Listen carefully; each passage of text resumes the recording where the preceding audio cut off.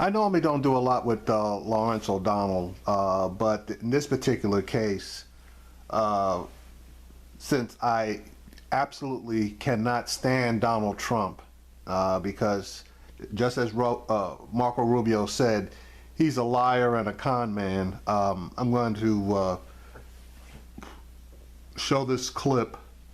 Well, actually, it's a couple of clips regarding Donald Trump, how full of shit he is, how he lies, and how, as opposed to what he says, he does settle lawsuits.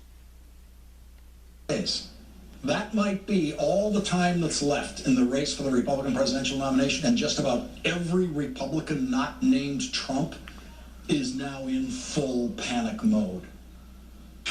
Trump is the GOP's Frankenstein monster. If Trump does well over the next 2 weeks, it's likely game over for the Republican establishment. Paul Ryan, I don't know him well, but I'm sure I'm going to get along great with him. And if I don't, he's going to have to pay a big price, okay? We may be in a position where I have to rally around Ted Cruz. We are the only campaign that has beaten Donald Trump. Rally behind Ted Cruz. I can't believe I would say yes, but yes. Do you think that some of the personal attacks may have backfired?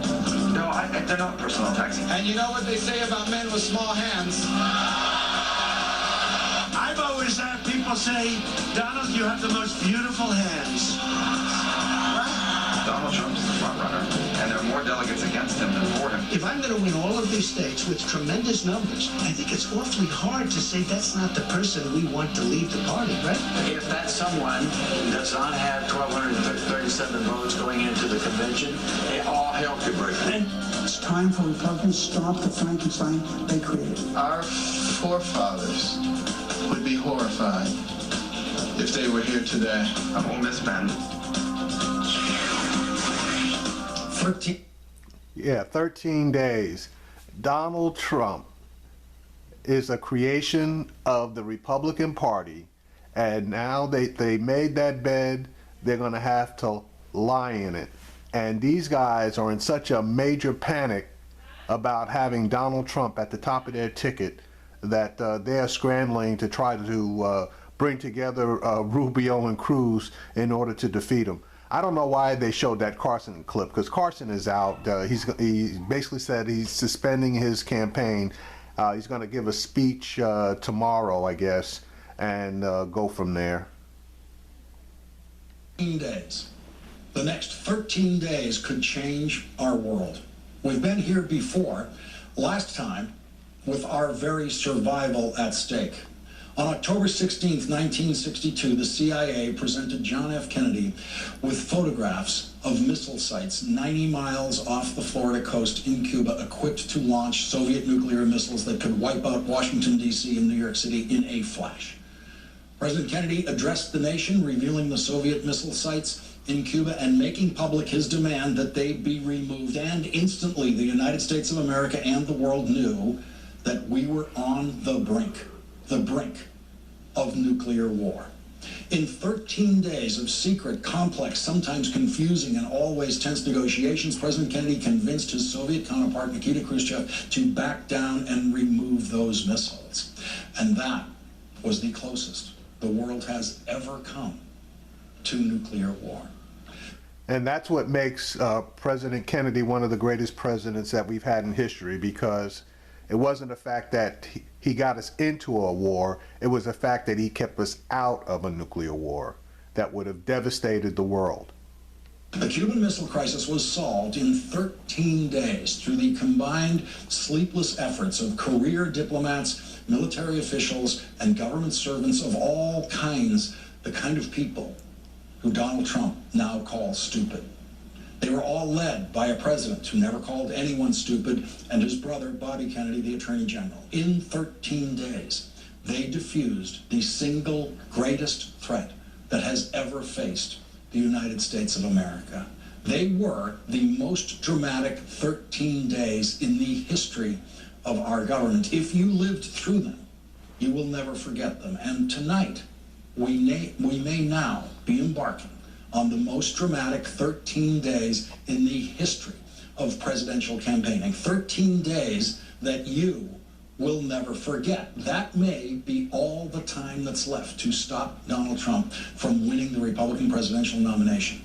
Today, Donald Trump added 2.5 pages of substance to his campaign, releasing a very slim position paper on healthcare reform entitled, of course, Healthcare Reform to Make America Great Again. Now, I want you to really pay close attention, because Donald Trump is saying he's going to do this, he's going to do that, he's going to repeal health care, he's going to build a wall, he's going to do everything. Now, pay close attention to his position paper. Begins by calling President Obama the most divisive and partisan president in American history. That is because Donald Trump and no one in his campaign seems to know that the Civil War actually occurred on President Lincoln's watch. President Lincoln, of course, being by far the most divisive president in American history for all the right reasons. Point 1 of the Trump position paper says, we will ask Congress to immediately deliver a full repeal of Obamacare. Sound familiar? Not to me, it doesn't. I have never heard Donald Trump mention Congress having any role in his imaginary presidential powers. We're going to win with Obamacare. We're getting rid of it. We're repealing and replacing it. He always says he's going to do it himself, whether it's repeal Obamacare or raise tariffs on goods from Mexico or China, and he can't do any of that himself. But Donald Trump knows that his voters will never read this paper, and so he can say things like, any reform effort must begin with Congress. Several reforms will be offered that should be considered by Congress. Congress must act. The first thing he wants to do, of course, is repeal Obamacare, which Senate Democrats will not allow, so that will never happen. Then he wants to allow health insurance to be sold across state lines, meaning your state's insurance commissioner will no longer be able to regulate health insurance. All health insurance will then be sold from whatever state has the weakest insurance commissioner in America, who allows the weakest and sleaziest and most deceptive kinds of insurance policies to be sold. That would be the state of Delaware, just in case you were wondering. Donald Trump wants to ask Congress to allow individuals to deduct health insurance premium payments, which, of course, gives the highest deductions to richest taxpayers and would blow another Trump-sized hole in the deficit because, of course, nothing he proposes in this plan, nowhere in it does he suggest any way to pay for a single penny of it. Donald Trump would ask Congress to allow individuals to use health savings accounts that could be used by anyone in their family, and he would ask Congress to block grant Medicaid to the states, which would completely surrender to the states how they spend Medicaid money, which would mean governors like Chris Christie would use that money in virtually any way they wanted to cover up big holes in their budgets. Nowhere in Trump's plan does he mention pre-existing conditions. The words are never used. Big surprise, because he wasn't telling the truth apparently when he said this. The insurance companies are making an absolute fortune. Yes, they will keep pre-existing conditions, and that would be a great thing. Get rid of Obamacare. We'll come up with new plans, but we should keep pre-existing conditions. Donald Trump says we need to reform our mental health programs, but he has no idea how, and he makes no reference to any specific mental health program. Instead, the Trump plan says, quote, there are promising reforms being developed in Congress that should receive bipartisan support. You know, because that's the way it works. This is the most important Trump document yet revealed in this campaign. This is the smoking gun that I guarantee you the media will ignore. This smoking gun proves every public fantasy that Donald Trump has offered voters about his magical presidential powers. Every one of those is a lie, and this document proves it. In this document, President Trump has no power whatsoever. He's just another beggar asking Congress to do something. And that actually is the truth of the presidency. That's the design. The truth of the presidency is that Congress has power over every important matter, including selection of Supreme Court justices, including war-making powers. That is how the Founding Fathers balanced the power through the budget. That Congress can control anything, it can forbid anything. Congress basically has all that power, and the president just gets veto power over them, and Congress gets the power to overrule the president's veto power. Donald Trump didn't seem to understand any of that last night. I'm going to get along great with Congress, okay? Paul Ryan, I don't know him well, but I'm sure I'm going to get along great with him. And if I don't, he's going to have to pay a big price, okay?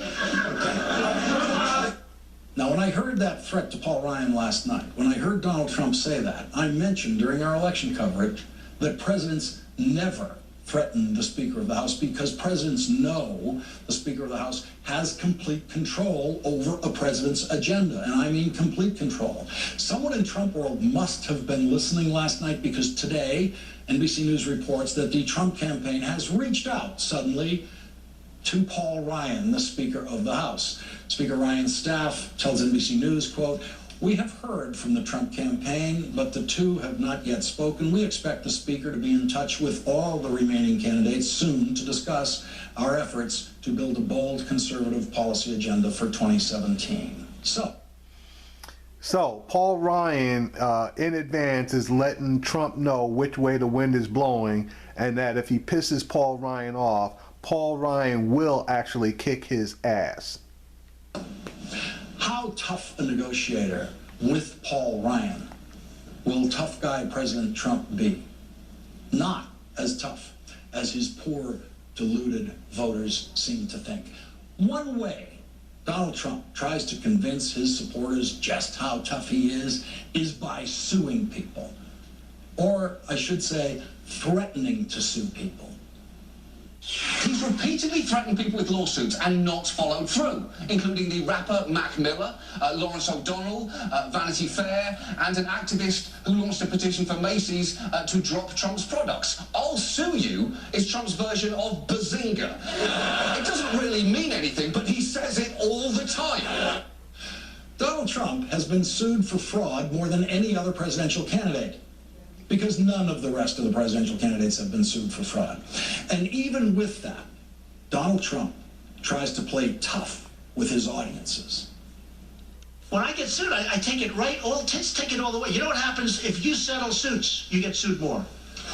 It's true. I don't settle anything. I don't settle. Of course, Donald Trump never settles, except when he does, as he did with my next guests, who will tell you their story of suing Donald Trump. William Flint purchased a condominium in a Mexican development that he thought was being built by Donald Trump because it had Donald Trump's name on it. The project then went bankrupt. It was foreclosed on, and Donald Trump later claimed that he had nothing to do with it. Now, does that sound familiar, like Trump University, where there's currently a suit going on that Trump is going to lose?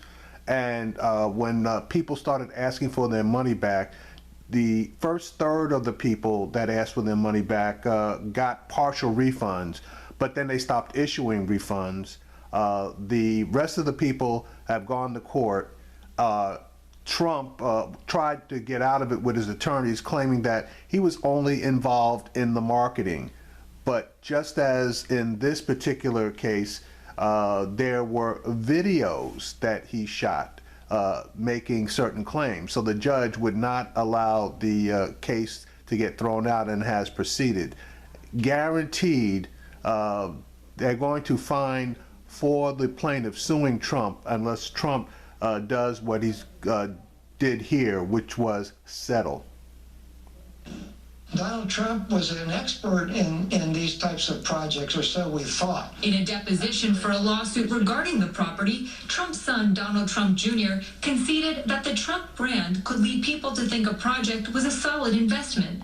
There's one of the things that you've learned through this process is that the Trump name brings stability and or viability to the project. I don't know if it brings stability or viability, but I imagine certain people feel that. Joining us now, Bart Ring, a lawyer who settled that case against Donald Trump involving that project in Baja, Mexico. Also with us, William Flint, who was one of the people who sued the Trump organization over that loss of his investment in that Trump Baja Ocean resort. Mr. Ring, Mr. Flint. Now, I'm not going to bore you. I'm going to jump to the end of this particular interview where the attorney starts speaking.